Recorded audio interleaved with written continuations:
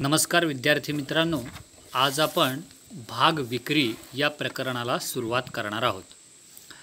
भाग विक्री म्हणजे नेमकं काय आणि भाग विक्रीची आवश्यकता किंवा त्याच्या विविध पद्धती कोणत्या आहेत या विषयाची माहिती आपण या प्रकरणामध्ये पाहणार आहोत। भाग विक्री ही एखाद्या कंपनीला नवीन व्यवसाय सुरू करण्यासाठी किंवा चालू असलेला व्यवसाय त्याच्यामध्ये वाढ करण्याच्या उद्देशाने किंवा पूर्वीची देणी देण्यासाठी भांडवलाची मोठ्या प्रमाणामध्ये आवश्यकता असते। अशी आवश्यकता पूर्ण करण्यासाठी कंपनी बऱ्याचदा भागांची विक्री, कर्जरोख्यांची विक्री, बॉन्ड्सच्या विक्री करून मोठ्या प्रमाणावरती भांडवल गोळा करत असते। जर कंपनीस भाग विक्री करून भांडवल मोठ्या प्रमाणावरती गोळा करायचे असेल तर कंपनी समहक्क भाग आणि अग्रहक्क भाग या दोन प्रकारच्या भागांची विक्री करते आणि मोठ्या प्रमाणावरती भांडवल गोळा करून व्यवसाय वाढीसाठी प्रयत्नशील राहते।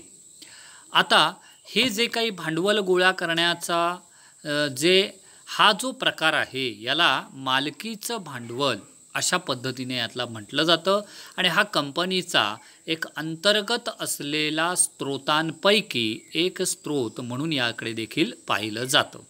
तर अशा पद्धतीने भागांची विक्री करत असताना आपल्याला काही हे मुद्दे विचारात घ्यावे लागतील।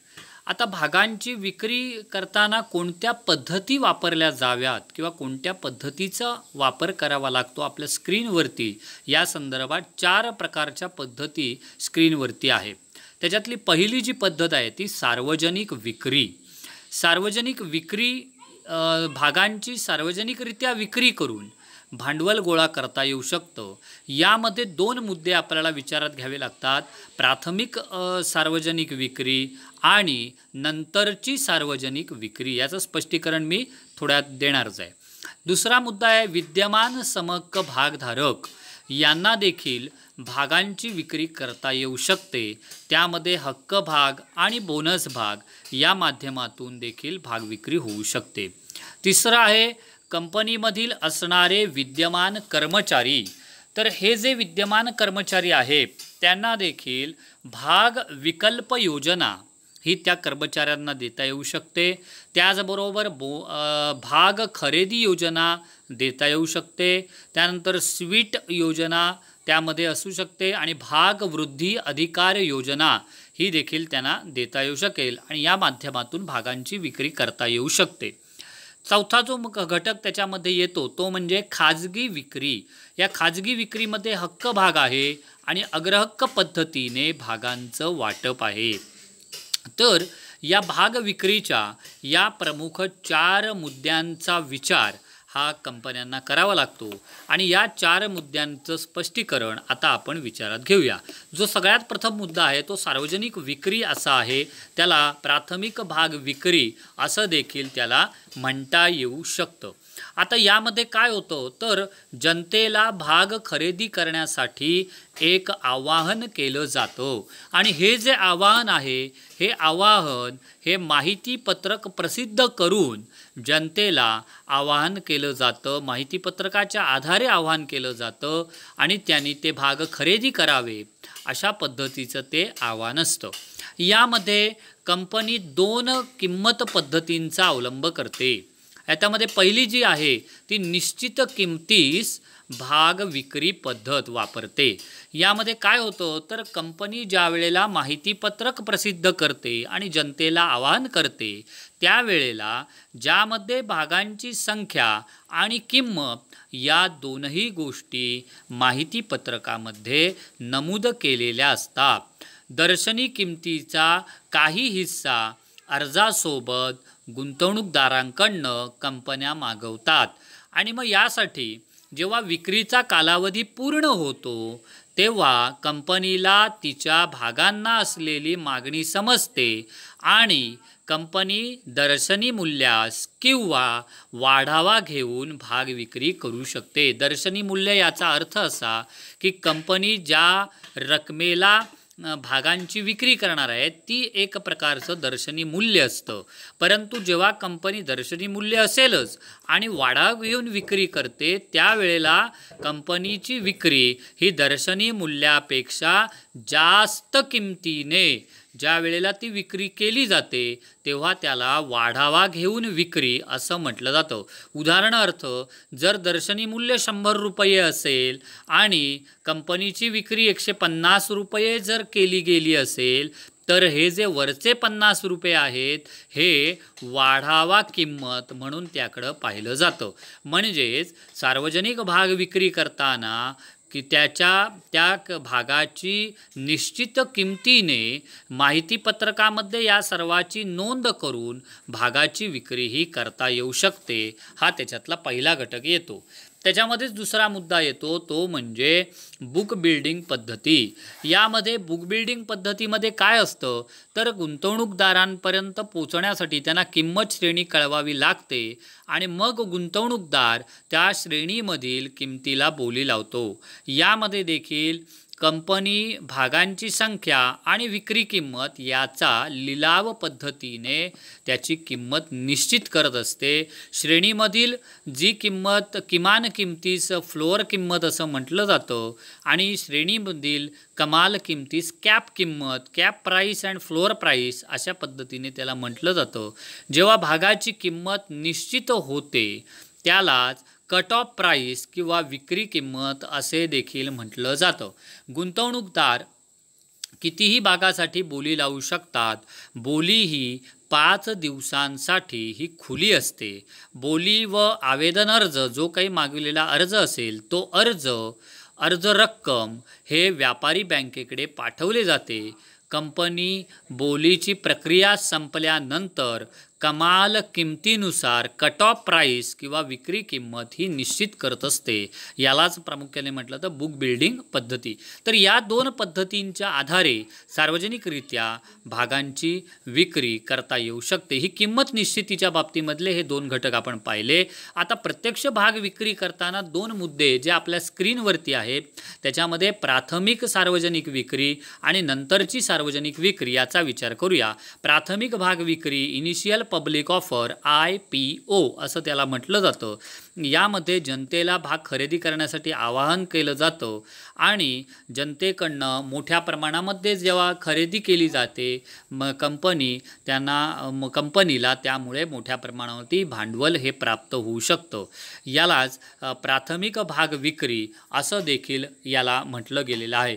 या IPOच्या आधी कंपनीचे भाग हे नोंदवलेले नसतात, पण IPO नंतर ती कंपनी ही सूचीबद्ध कंपनी असते आणि तिच्या भागाची विक्री ही खुल्या बाजारामध्ये होऊ शकते। म्हणजे हा देखील मुद्दा आपल्याला इथे विचारात घ्यावा लागणार। आणि ही या भागांच्या विक्रीची किंमत जे आता आपण दोन मुद्दे पाहिले होते वरती की निश्चित किमतीस भाग विक्री आणि बुक बिल्डिंग पद्धतीच्या आधारे त्या भागांची किंमत ही निश्चित करून अशा पद्धतीने प्राथमिक भाग विक्री ही करता येऊ शकेल। त्याला IPO इनिशियल पब्लिक ऑफर असं देखील त्याला म्हटलं गेलेलं आहे। त्यानंतर त्याच्यामधला दुसरा मुद्दा नंतरची सार्वजनिक विक्री। आता नंतरची सार्वजनिक विक्री याचा अर्थ असा कंपनी प्राथमिक भाग विक्रीनंतर जेव्हा कंपनी भाग विक्री करते तेव्हा त्याला नंतरची किंवा दुय्यम भाग विक्री असं म्हटलं जातं। सूचीबद्ध कंपनीच्या प्राथमिक भाग विक्रीनंतरच्या विक्रीला नंतरची सार्वजनिक भाग विक्री असं देखील म्हटलं जातं। तर सूचीबद्ध कंपनीचे भाग हे प्राथमिक सार्वजनिक भाग विक्रीमध्ये येतात आणि मग जेव्हा पुन्हा एकदा अधिक भांडवलाची आवश्यकता लागते ते सार्वजनिक क्षेत्रातून ज्या वेळेला विक्री केली जाते त्याला नंतरची भाग विक्री असं देखील म्हटलं येऊ शकतं। तर हा पहिला घटक आपल्याला सार्वजनिक भाग विक्रीच्या बाबतीमध्ये आहे असं आपल्याला यामध्ये दिसून येतं। आता त्यानंतर दुसरा जो घटक आहे तो विद्यमान समहक्क भागधारकांना भागांची विक्री करणं. ही जी विक्री आहे ती प्रामुख्याने दोन पद्धतीने होऊ शकते. एक तर हक्क भाग आणि दुसरा बोनस भाग. हक्क भाग याचा अर्थ असा की जेव्हा कंपनीस अधिक भांडवलाची आवश्यकता असते तेव्हा कंपनी तिच्या समहक्क भागधारकांना त्यांनी खरेदी केलेल्या भागांच्या प्रमाणात भाग विक्री करू शकते. अशा भाग विक्रीस हक्क भाग विक्री असं म्हणतात. नवीन भाग विक्रीमध्ये विद्यमान भागधारकांना भाग खरेदीचा अग्रहक्क असतो. प्रिएम्प्टिव्ह राईट्स असं त्याला म्हटलेलं आहे. प्रिएम्प्टिव्ह राईट्स म्हणजे जे विद्यमान भागधारक आहेत त्यांनाच ते भाग खरेदी करण्याचा हक्क असतो आणि त्यांना ते जे भाग दिले जातात त्यांना हक्क भाग असे म्हटले जाते. आणि त्याच्यासाठी जी काही कायद्यामध्ये दिलेली जी तरतूद आहे त्या तरतुदींचा वापर करूनच ही भाग विक्री करता येऊ शकते. हक्क भाग विक्री किंमत ही बाजार मूल्यापेक्षा कमी असते. तसंच लेटर ऑफ ऑफर हा दस्तऐवज विद्यमान समहक्क भागधारकांना तो प्रामुख्याने पाठवला जातो. आणि अशा पद्धतीचे जे काही मुद्दे हे कायद्याने कंपनी कायदा 2013 नुसार जे काही नियमावलीच्या आधारे जे मांडलेले आहेत त्या तरतुदीच्या आधारे या विषयावरती ज्या काही नियम दिलेले आहेत त्याचा वापर करूनच हक्क भाग हे वितरित करता येऊ शकतात. हा एक मुद्दा आपल्याला विद्यमान समहक्क भागधारकांना भाग विक्रीच्या बाबतीमध्ये विचारात घेता येतो. त्याच्यामधलाच दुसरा मुद्दा आहे तो म्हणजे बोनस भाग. आता हे जे बोनस भाग आहेत ते पूर्णदत्त भाग असतात. बोनस भाग हे विद्यमान भागधारकांना मोफत त्यांच्या धारण केलेल्या भागांच्या प्रमाणामध्ये ते दिले जातात. त्याचं वाटप केलं जातं. साधारणपणे आर्थिकदृष्ट्या मजबूत कंपनी जी असेल तीच तिच्या नफ्यामधनं किंवा राखीव निधीतून बोनस भाग वाटप करते. यालाच नफ्याचे किंवा राखीव निधीचे भांडवलीकरण असं देखील म्हणता येऊ शकतं. आता यामध्ये देखील कायद्यामध्ये दिलेल्या तरतुदी आहेत त्या तरतुदींचा आधार घेऊनच हे बोनस भाग हे वाटप हे विद्यमान समहक्क भागधारकांना करावे लागतात असं आपल्याला त्यामध्ये सांगता येऊ शकतं. तर आज आपण सुरुवातीला हे दोन मुद्दे पाहिलेले आहेत. भाग विक्री म्हणजे काय, त्यानंतर विक्रीची किंमत निर्धारित करण्याचे दोन घटक आणि सार्वजनिक विक्री आणि दुसरा मुद्दा विद्यमान समहक्क भागधारकांना विक्री असे मुद्दे आपण आता पाहिलेले आहेत.